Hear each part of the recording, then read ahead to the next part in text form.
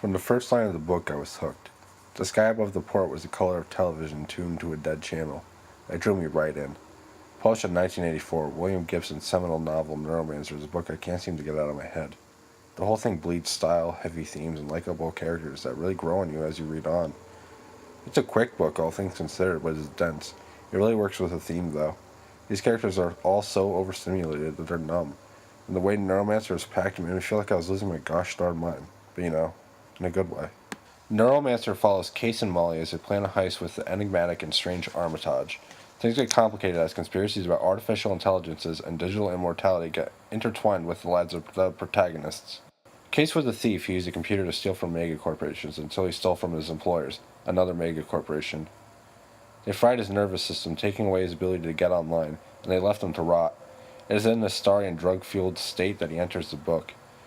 Molly hires him to work for Armitage. She's a cyborg, a razor girl with artificial eyes, an overhauled endocrine system, and retractable razor blades coming out of her fingers.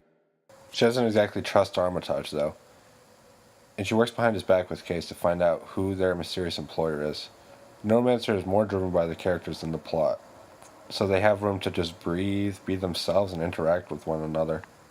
Cyberpunk all too often falls into the trappings of having their characters be cynical edgelords. They whine and complain and still try to come off as cool.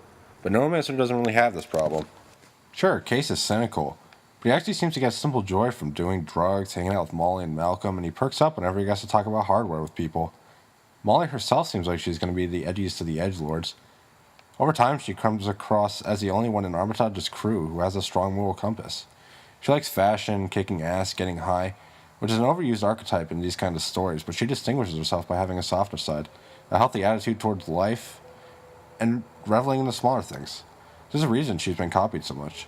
She's just cool as hell and she knows it.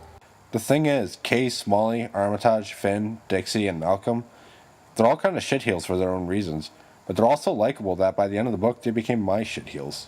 The whole book is about identity being impacted by technology and space. Gibson masterfully creates people who relate through or in spite of technology, and thankfully these are great characters to follow that theme with. Neuromancer, along with Blade Runner and Akira, created cyberpunk. And nowadays, Neuromancer seems to fly under the radar of science fiction. It's important, sure, but I was hard-pressed to find anyone else who had read it. But after going through it, I saw its influence in everything. The Matrix, Hackers, Altered Carbon, Serial Experiments Lane, any and everything having to do with VR, hackers, and programmer culture has Neuromancer to thank. Even thematically, the whole book is about feeling overstimulated and paranoid.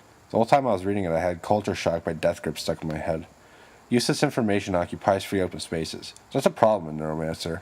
Even Tool Stinkfist carries similar themes. A lot of these characters just want somebody to show them that they love them and that they belong together. As well as the music video has a television tuned to a dead channel. Did you think Altered Carbon was crap? Me too. It was bland and soulless. Neuromancer is just like that, but it has more depth and heart to it. And despite setting up story beats and themes that would get turned into cliches, Neuromancer was a breath of fresh air for someone who's into science fiction. Are you excited for Cyberpunk 2077? Neuromancer inspired Mike Pondsmith, the creator of the original board game. Nice that he even got its name from Neuromancer. Are you looking for something quick, different, and something that will leave you thinking? Neuromancer is the book for you. Holy crap, this book was ahead of its time. If it came out in 2014, it would have been ahead of its time. Cybersecurity is now a huge concern. Artificial intelligences are being used in dubious ways by corporations, and everything you do online is being monitored. All those themes are present in Neuromancer, which despite being about the ever-changing nature of technology was written on a typewriter. Technology is always good, but as Neuromancer reminds us, the application of technology can be dark. Very dark. If you read it or have read it, hit me up and let me know what you think. And if you liked it or thought it sounded interesting, check out Nirvana, Hardware, or Johnny Mnemonic. These are overlooked cyberpunk movies that run the gamut from so bad they're good to legitimately good. Thanks for watching.